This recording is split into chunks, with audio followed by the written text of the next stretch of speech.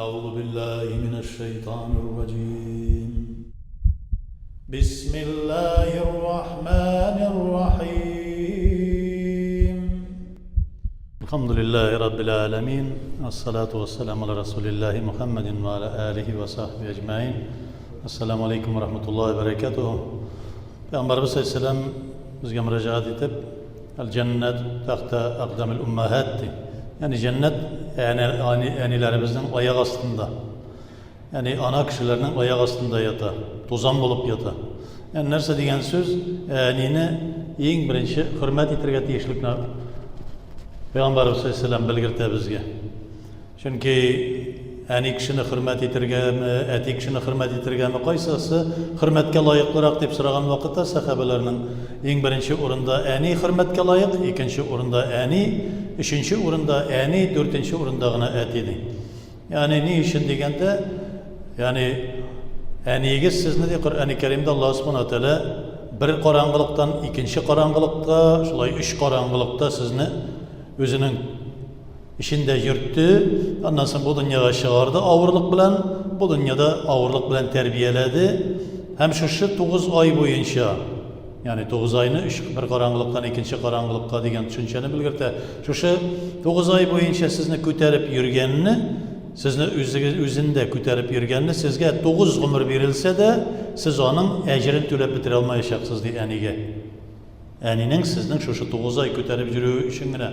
Endi tuğdırgandan soň sizni terbiyelegen vakitte, ko'krak sütünü aşatıp östürgen vakitte, sizni şu şiş tartıp sizni terbiyelegen vakitin işin bütünley tölep bitire almaysınız. Yani 9 ay için 9 ömür verilse de, her ömürünüz 80 yaşlık olsa da, mesela siz tölep bitire almaysınız diye.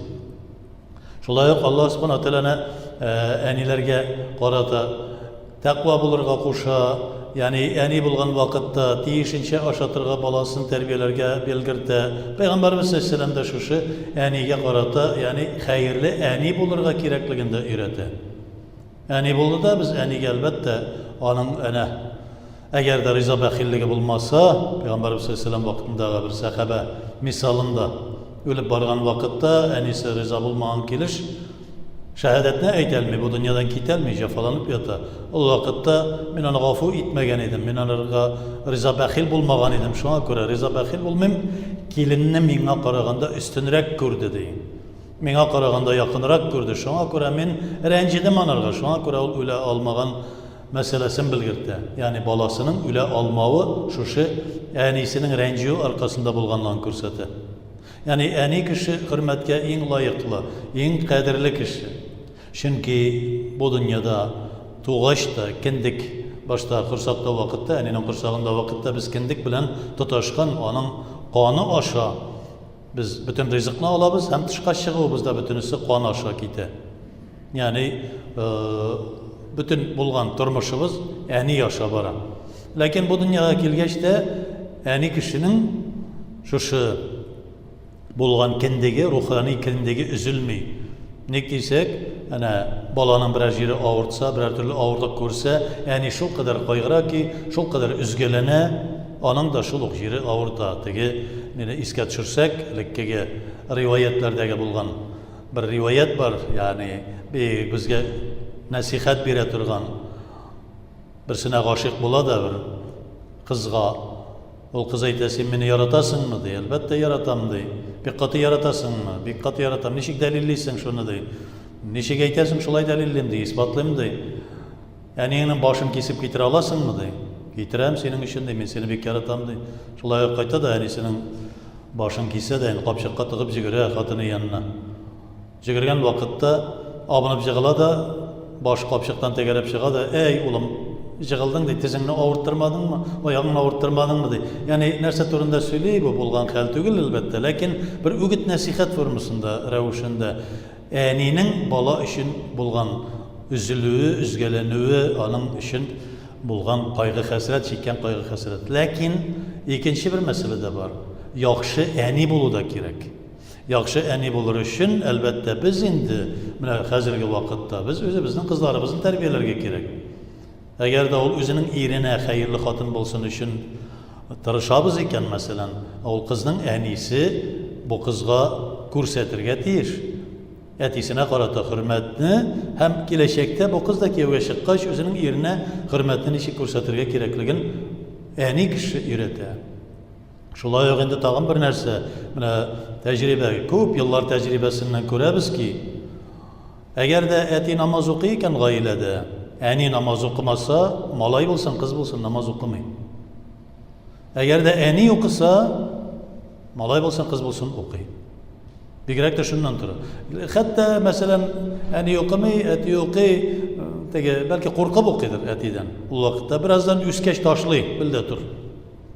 Ләкин түгел, нык намазлы, нык иманлы булуын теләсәгез ди, ул да булса, әнә олы тәҗрибә кичергән кешеләр, аның өчен әнидән күреп үсәләр. Чөнки бала үзенең үскән вакыттагы балик булганча кадәр 80% тормышы әни янында. Без үзебез дә, мәсәлән, әбиләрдән, әниләрдән дугаларны өйрәндек. Күбесенчә, мәсәлән, хәзер башкачарак инде әлбәттә әтиләр намаз укый башлады. Күбесенчә элеккегеләрнең хатын-кыз намаз укыйлар иде, иратларда. Ул күренәдер, хатын-кызлар кебегрәк укыйлар иде. Ягъни ни өчен әбиләрдән, әниләрдән өйрәнгәнгә күрә. Чөнки әни кеше бик нык тәэсир итә.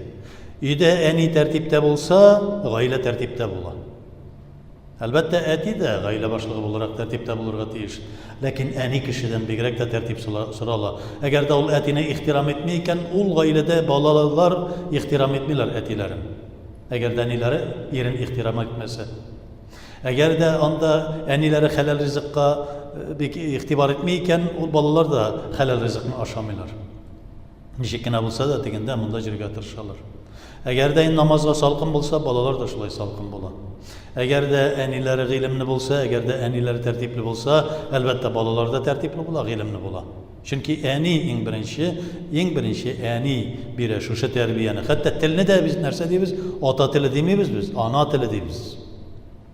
Әни безнең теле, мәсәлән, безнең ана телебез татар теле. Ана телебез, әти телебез димибез. Шуңа күрә әниләр Әл-Җәннәт, җәннәтләр тәхтә aqdamil ummahat. Әниләрнең аяк астында тузан булып ята. Шуңа күрә хөрмәтләгез. Үзегез дә киләчәктә хөрмәткә лаеклы булырга теләсәгез, Алла Тәгаләнең ризалыгын табырга теләсәгез, әниләрегезне хөрмәтләгез. Ләкин әниләргә дә шундый ук бер үгет насихат, хәерле бер ана булырга тиешле. Хәерле ана булса, безнең тормышыбыз ил көнебездә, хәтта Müslüman ümmeti de tertipli bulur inşallah subhanahu teala. Her birimizge de Allah subhanahu teala gailelerimizge bereket verip, turmuşlarımızga bereket verip, sağlık selametlik verip, her birimizge de hakiki mümin Müslümanlar bulurga nasip etsin. Rabbena atina fid dünya hasenete ve fil ahireti hasenete ve qina azaban nar. Allah